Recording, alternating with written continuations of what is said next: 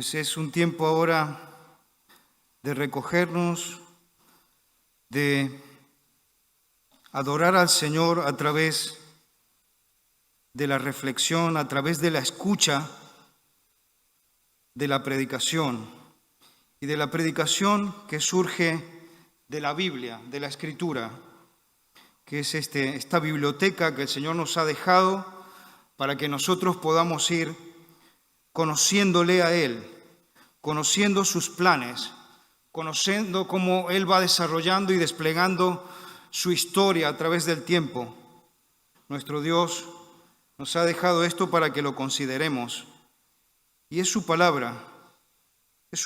Por eso ahora con respeto seguimos meditando sobre el libro de Hechos.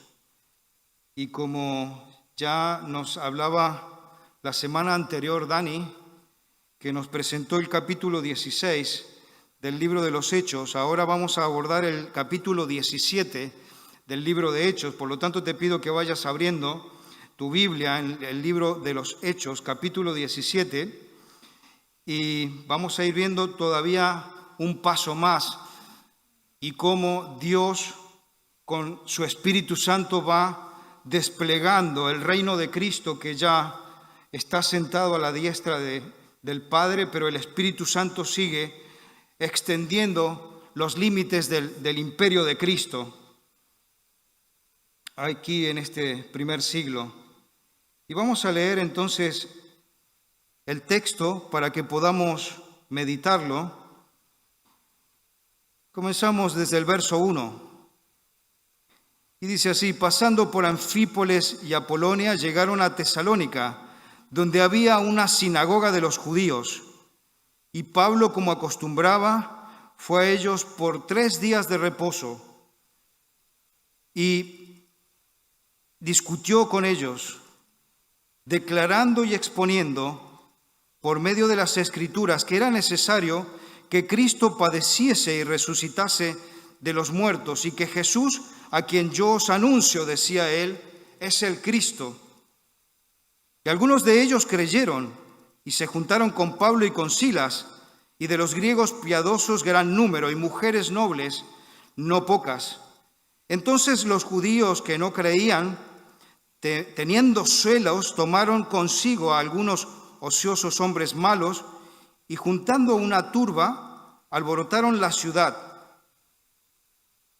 Y asaltando la casa de Jasón, procuraban sacarlos al pueblo, pero no hallándolos, trajeron a Jasón y a algunos de sus hermanos ante las autoridades de la ciudad, gritando: estos que trastornan el mundo entero también han venido acá, a los cuales Jasón ha recibido, y todos estos contravienen los decretos de César, diciendo que hay otro rey, Jesús.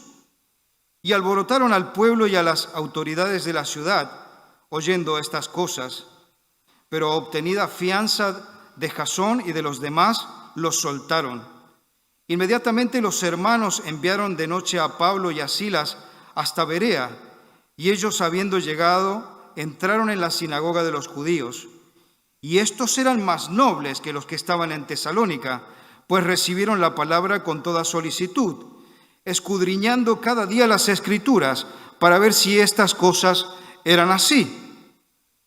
Así que creyeron muchos de ellos, y mujeres griegas de distinción, y no pocos hombres. Cuando los judíos de Tesalónica supieron que también en Berea era anunciada la palabra de Dios por Pablo, fueron allá, y también alborotaron a las multitudes. Pero inmediatamente los hermanos enviaron a Pablo que fuese hacia el mar, y Silas y Timoteo se quedaron allí. Y los que se habían encargado de conducir a Pablo les llevaron a Atenas, y habiendo recibido orden para Silas y Timoteo de que viniesen a él, lo más pronto que pudiesen, salieron. Mientras Pablo los esperaba en Atenas, su espíritu se enardecía, viendo que la ciudad estaba entregada a la idolatría. Así que discutía en la sinagoga con los judíos y piadosos, y en la plaza cada día con los que concurrían. Y algunos filósofos de los epicureos y de los estoicos disputaban con él.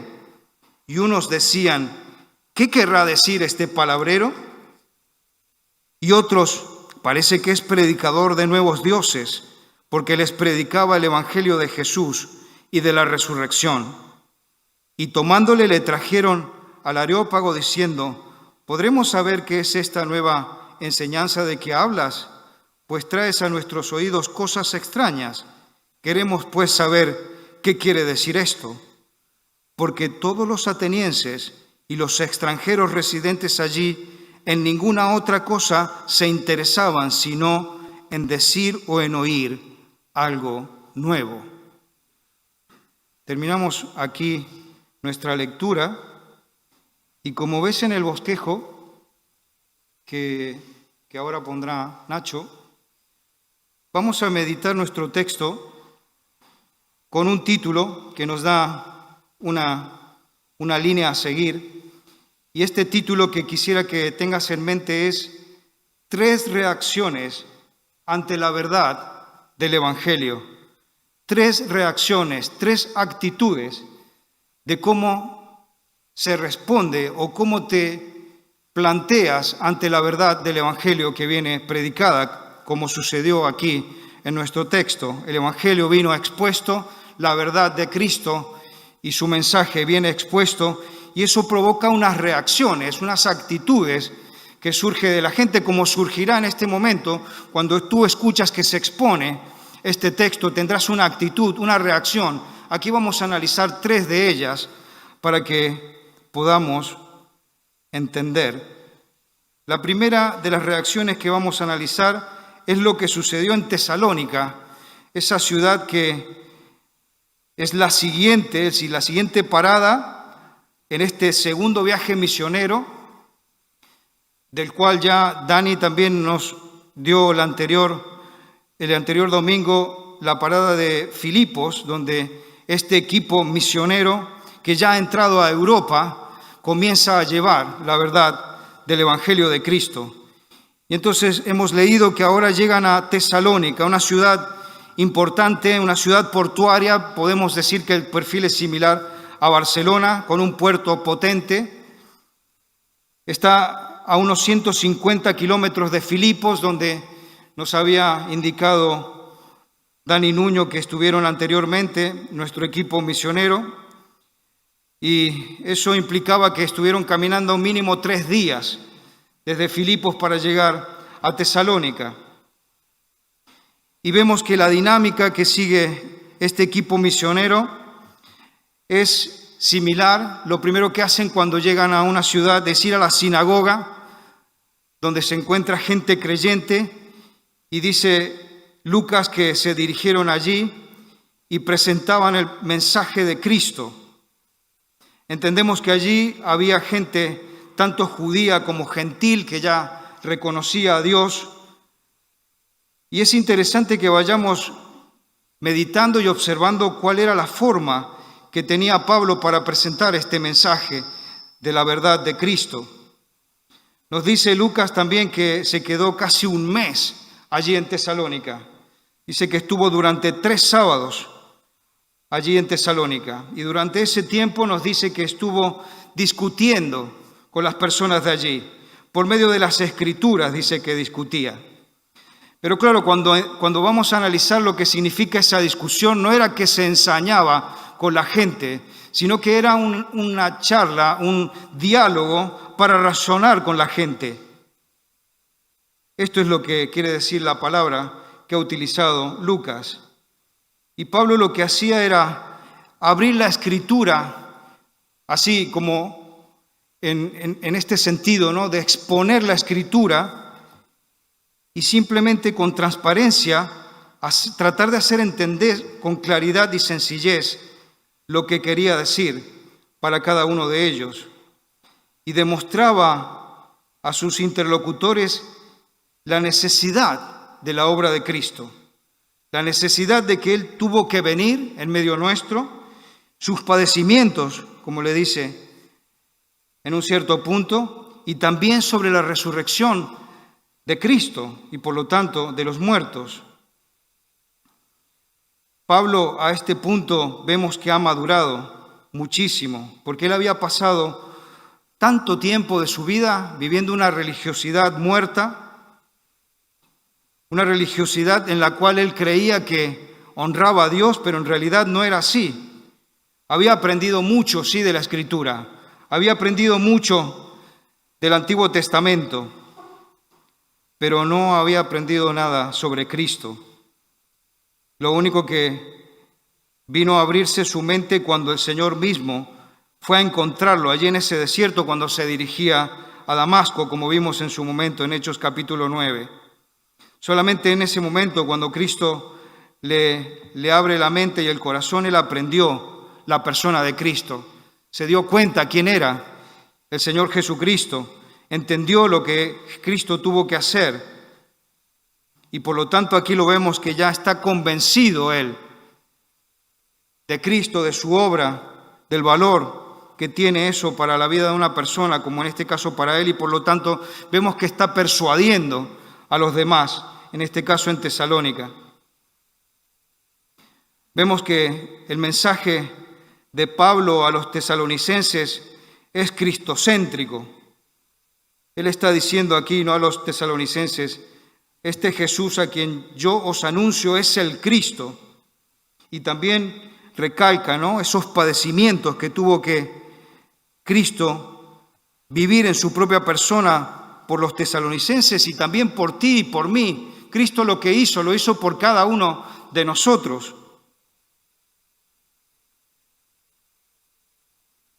Y lo que notamos en el verso 3 también, que una vez dicho esto, central en el mensaje de Pablo, comenzamos a ver las reacciones de la gente, como las que tienes tú en este momento, allí en el fondo de tu corazón. Tú estás reaccionando a esto que yo te estoy explicando, que lo dice la Escritura, que Cristo tuvo que venir para entender realmente quiénes somos nosotros, para empatizar con nosotros y a la vez para salvarnos, porque Él tenía que recibir ese castigo que merecemos tú y yo por lo que somos.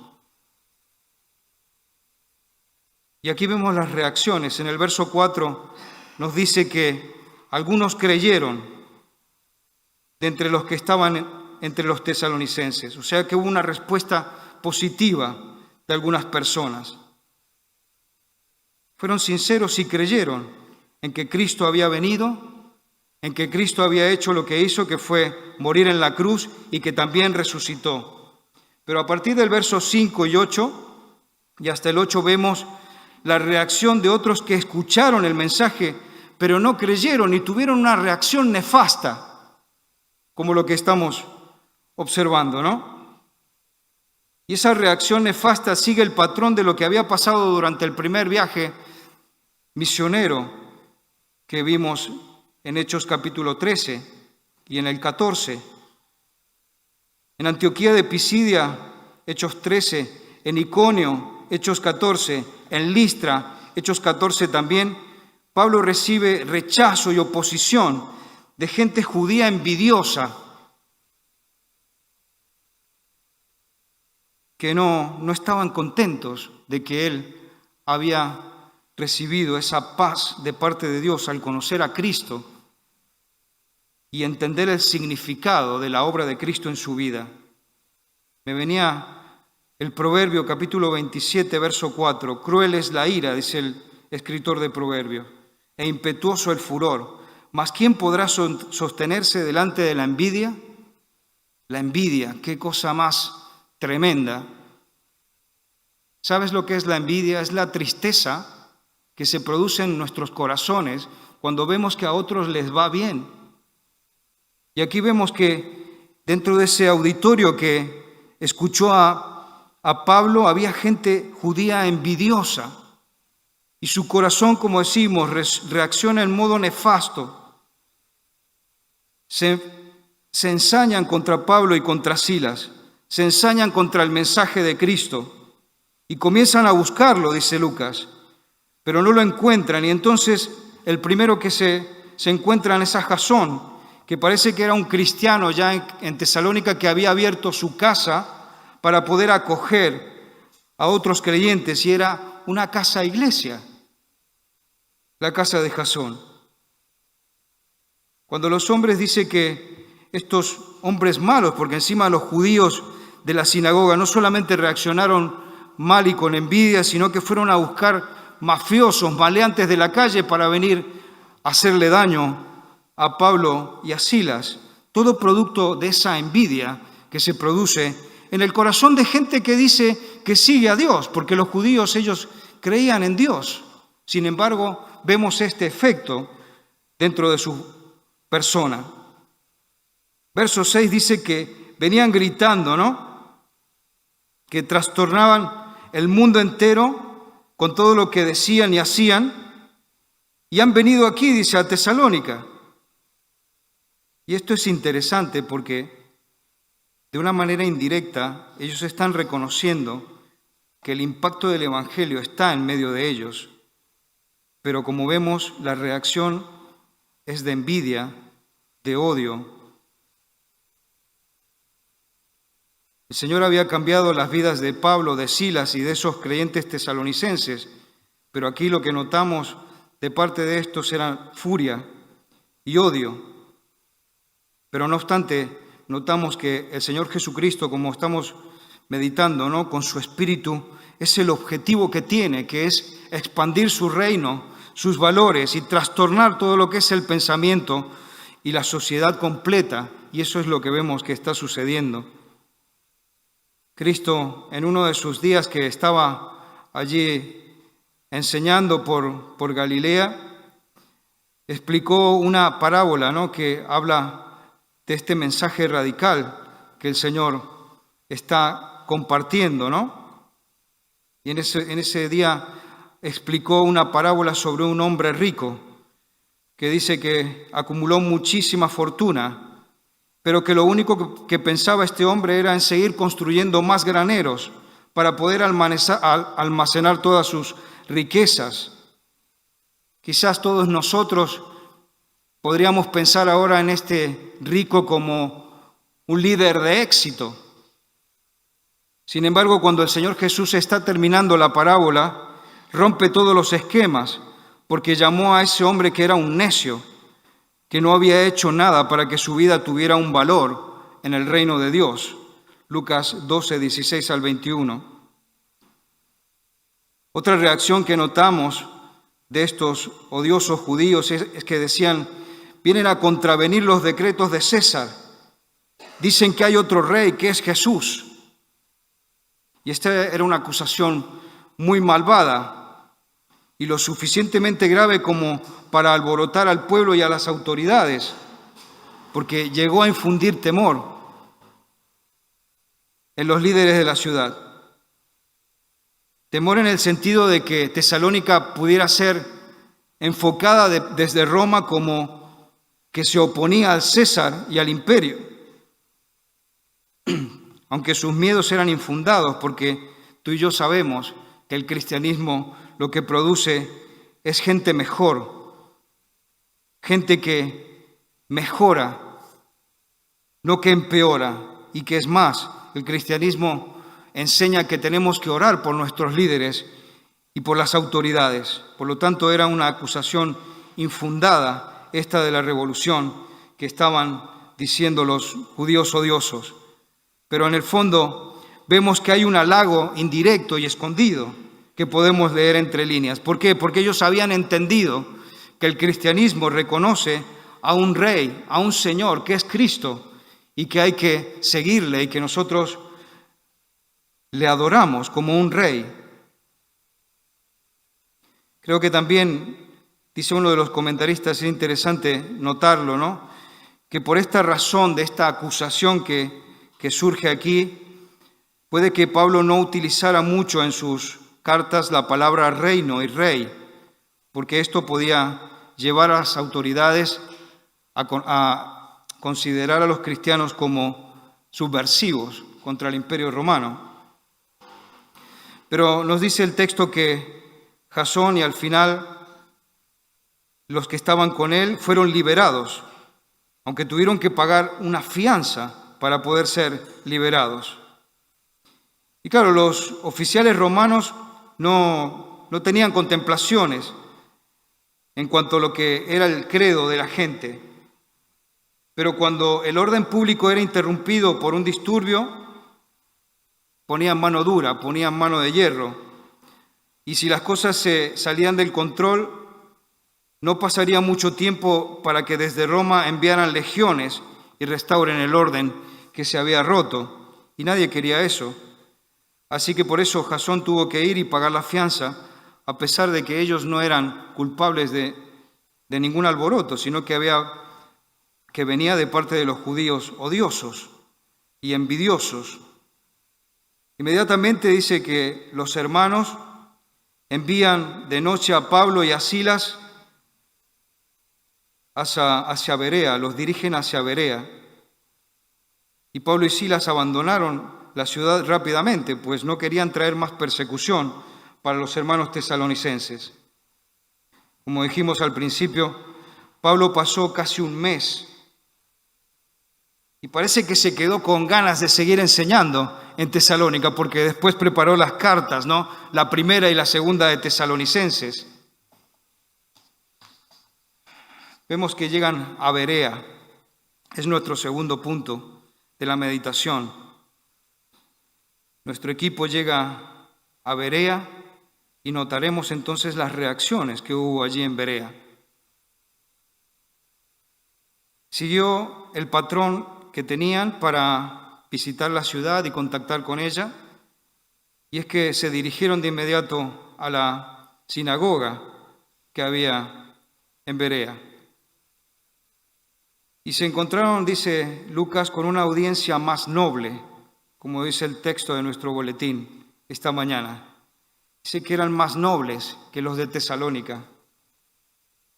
Y creo que hay dos factores que hacen que los bereanos puedan merecer este cumplido, ¿no?, de ser más nobles que los de Tesalónica. Y el primero de ellos es que dice que recibieron la palabra con toda solicitud. Fueron solícitos en recibir la palabra que escucharon, el mensaje del Evangelio. Cuando analizas lo que es el significado de ser solícito, hay dos cosas que hay que notar. Primero, diligencia, y segundo, sociabilidad. Una persona que es solícita es una persona diligente. Si tiene que comunicar, escucha activamente. Y también es sociable, o sea que no pone barreras y está abierto al diálogo. El segundo de los elementos es que ellos dicen que escudriñaban la Escritura cada día para saber si las cosas que le venían enseñadas eran correctas. Y es interesante que tú y yo meditemos esto hoy, porque los bereanos estaban escuchando, sin saberlo, al apóstol más prolífico del cristianismo. Piensa que Pablo fue autor de 13 libros del Nuevo Testamento, pero cuando escucharon a Pablo, no vemos que su reacción fuera: vaya, qué buen orador, ¡wow! Qué bien que predica, qué palabras, qué nivel que tiene, lo que ha dicho. Al contrario, Lucas dice que ellos querían saber si lo que él estaba enseñando era correcto, conforme a la Escritura. Y eso también nos pone en situación a ti y a mí.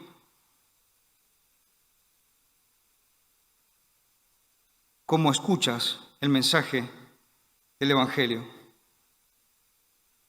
Notamos que para ellos era importante y valía la pena investigar lo que la Escritura decía y entender si Pablo era correcto y coherente con lo que dice la Escritura.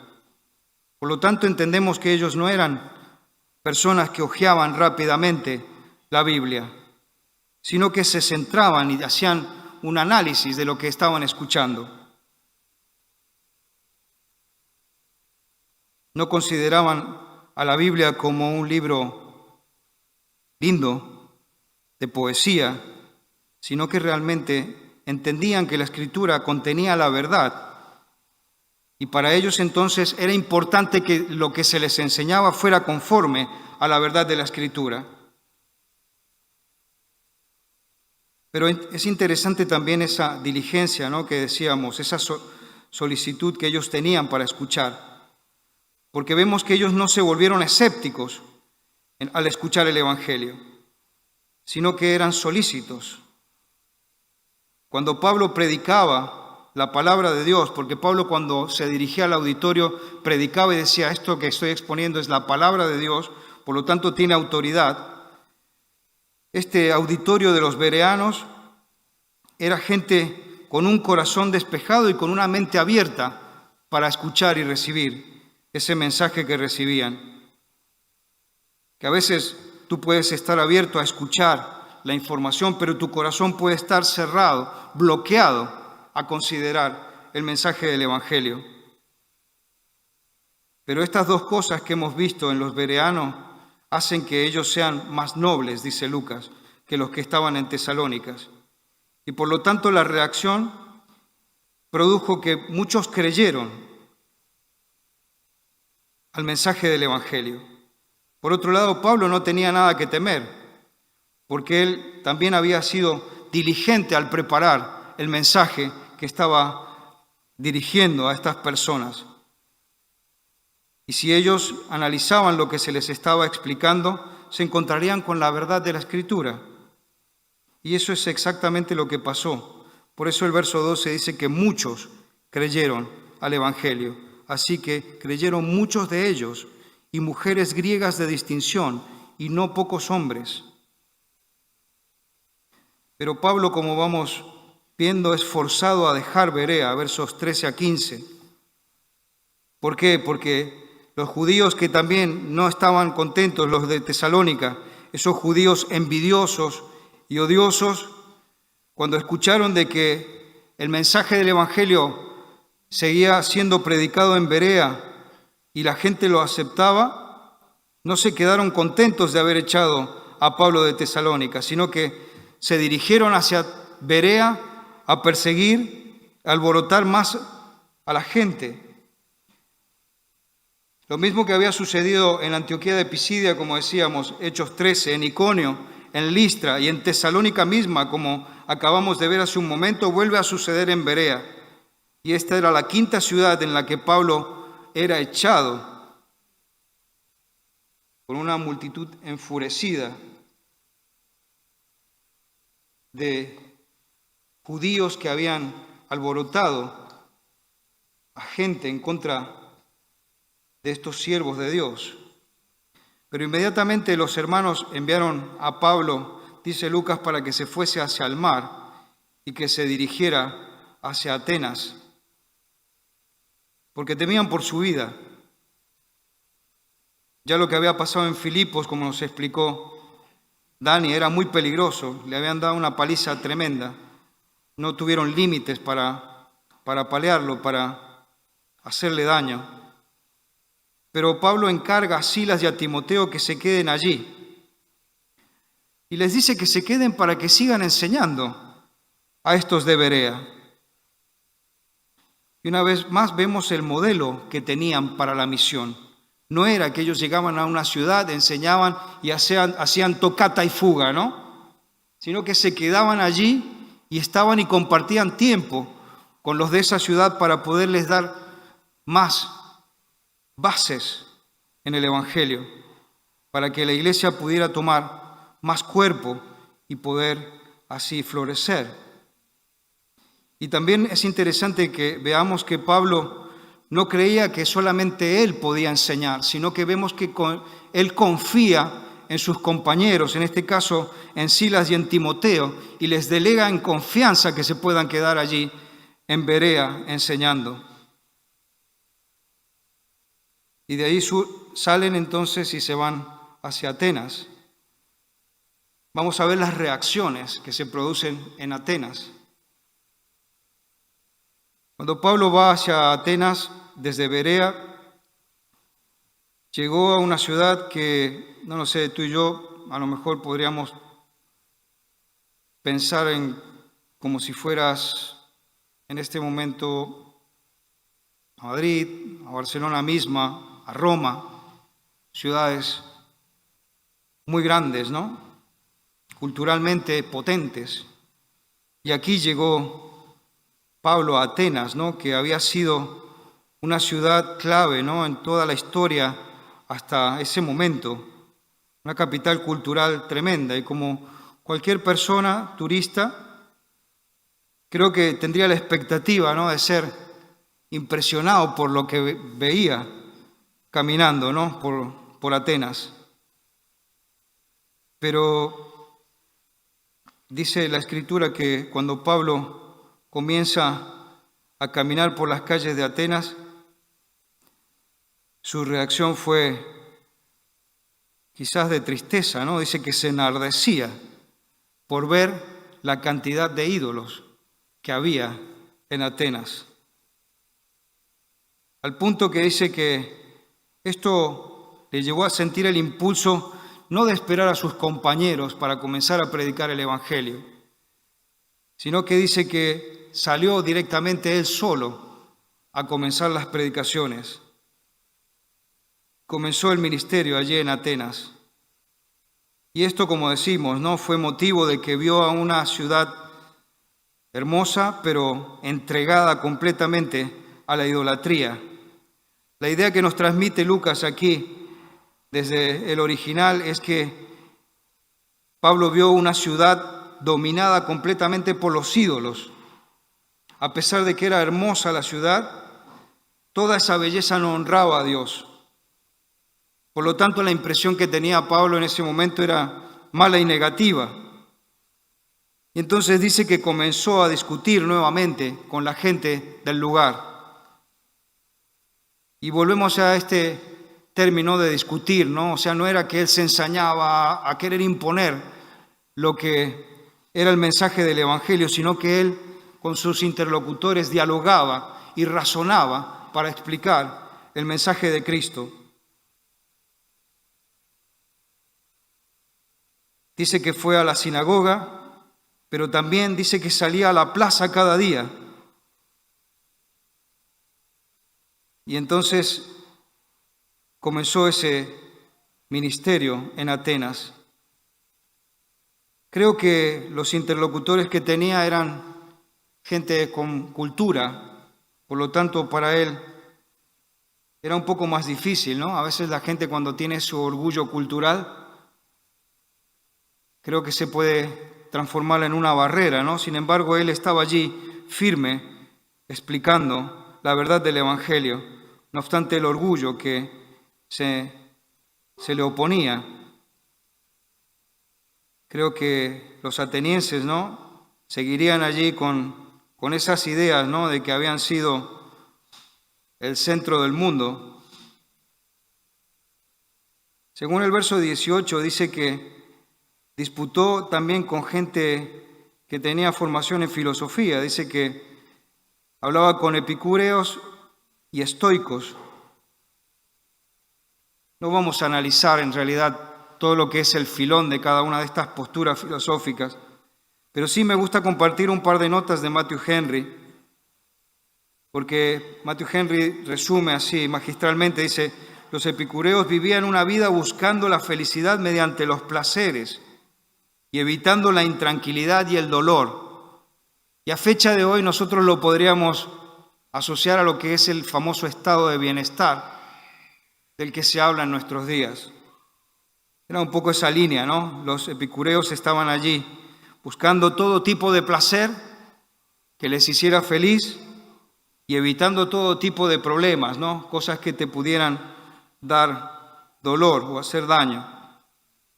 En cambio, los estoicos eran, dice Matthew Henry, gente básicamente panteístas. Los panteístas son personas que creen que Dios está en todos lados. Por ejemplo, que Dios está en las cosas, que un árbol también tiene es Dios, como que el espíritu de esa deidad está en todas las cosas. Y a diferencia de los epicureos, los estoicos Dicen que tú tienes que ser muy valiente y enfrentar cualquier tipo de adversidad, cualquiera sea ella, porque esa divinidad a la que ellos reconocen tiene el control y por lo tanto tú tienes que mantener el tipo en medio de cualquier situación. Por lo tanto, ninguna de estas dos posturas filosóficas tienen nada que ver con lo que Pablo estaba comunicando. Desde el punto de vista de la Escritura, nosotros no somos panteístas. La Escritura nos habla de un Dios personal que no coincide con ninguna de estas dos posturas. Y así notamos que la reacción de estos atenienses ante el Evangelio era una curiosidad superficial. Era algo como, ¿qué me quiere decir? ¿Qué me está diciendo? ¿No? Una curiosidad superficial que llamaba la atención para ver qué querrá decir, dice el verso 18, se preguntaban, ¿qué querrá decir este palabrero? Vamos a las aplicaciones. Hemos visto este viaje misionero que ha avanzado 3 estaciones, salieron de Filipos, avanzaron hacia Tesalónica y allí vimos cómo reaccionaban las personas ante la verdad del Evangelio. Algunos dicen que creyeron allí en Tesalónica, pero otros dicen que reaccionaron con odio y rechazo, inclusive alborotando a toda la ciudad, al punto que maltrataron a Jasón y echaron a patadas a Pablo y a Silas. Por otro lado, vimos que el equipo misionero después llegó a Berea y hemos visto la actitud más noble que tenían los bereanos respecto de los tesalonicenses. Lucas dice que fueron más solícitos para escuchar el mensaje del Evangelio y también fueron responsables en investigar todo lo que se les decía.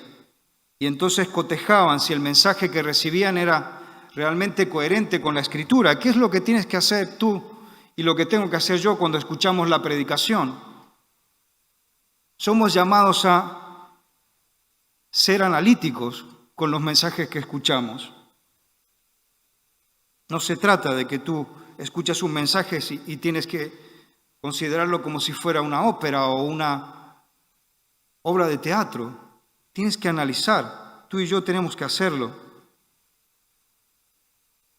Esto es una responsabilidad que tenemos delante del Señor. Pero también hemos visto las reacciones de los atenienses ante la verdad del Evangelio. Y hemos visto que lo único que tuvieron fue una reacción de interés superficial, porque el verso 21 dice que a ellos les gustaba escuchar solamente todo lo nuevo, saber lo que se decía, lo que era nuevo para ellos. Eso le llamaba la atención a los atenienses. ¿Cómo has reaccionado tú ante el mensaje que hemos meditado esta mañana? Quizás estás en alguna de estas posturas. Yo quisiera llevarte a una aplicación en base a lo que dijo el mismo Señor Jesucristo. Quiero centrarte un momento en Lucas capítulo 8. También es un día que el Señor estaba enseñando por allí, por Galilea. Y es el día que el Señor enseñó la parábola del sembrador. Lucas capítulo 8, del 1 al 18. El Señor dice que ese día un sembrador salió a sembrar. Y el sembrador, en este caso tú y yo sabemos que es Él, que es Cristo.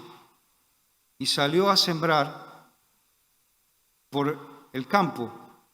Y mientras iba lanzando la semilla, que la semilla es el Evangelio, es lo que Dios nos deja en la Biblia, el mensaje de la salvación.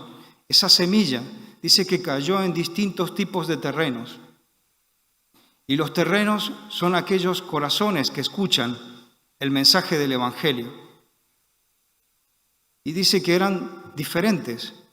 Uno era un terreno duro, otro era un terreno pedregoso. pero también hay un terreno, dice, que fue propicio y fue donde cayó la semilla, que es el Evangelio, y siendo el terreno propicio, entonces la semilla pudo brotar, echar raíces, crecer y dar fruto. Por lo tanto, esto nos lleva a pensar, ¿no?, en que la reacción de cada uno de nosotros tiene que ser de responsabilidad. Tú y yo hoy día estamos expuestos ante el mensaje del Evangelio. El Señor Jesús, en el verso 8 de esa parábola, nos deja un mandato muy importante para que tú y yo lo consideremos. El Señor dice: por tanto, mirad cómo oís. La versión de la palabra dice: estad atentos a cómo oís el mensaje del Evangelio. Cada uno de nosotros tendrá que hacer las cuentas un día con el Señor en cómo hemos oído el mensaje del Evangelio. Finalmente, decir que el hecho de que tú estés escuchando el mensaje del Evangelio no te comporta ninguna bendición automática. El hecho de que tú estés aquí escuchando o estás escuchando en tu casa el mensaje que estás oyendo no implica una bendición en sí misma. El mensaje no lleva una gracia vehiculada, sino que es un mensaje, una información que tú ahora tienes que analizar y aplicarla a tu corazón. Hemos hablado que el mensaje central de Pablo es Cristo, la necesidad de que Cristo vino a esta tierra porque tú y yo habíamos dado la espalda a Dios y eso implicó una ofensa en contra de Dios. Por lo tanto, entró una maldición en la creación, que es un poco la causa de todos los males que vemos tú y yo en el día a día. Pero Jesús, dice Pablo aquí a los que les predicó, tuvo que padecer, o sea que sufrió y fue a una cruz para recibir el castigo que era para nosotros, pero Él lo recibió en la cruz y murió llevando ese castigo que era tuyo y que es mío por nuestra condición de pecadores. Pero la Escritura dice que la obra de Cristo no terminó allí, sino que el Señor Jesucristo venció a la muerte y es el primer resucitado y ha subido al cielo y está sentado a la diestra de Dios Padre Todopoderoso y desde allí va a venir a juzgarnos a todos. Eso es la verdad del Evangelio. ¿Qué haremos tú y yo ante esta verdad?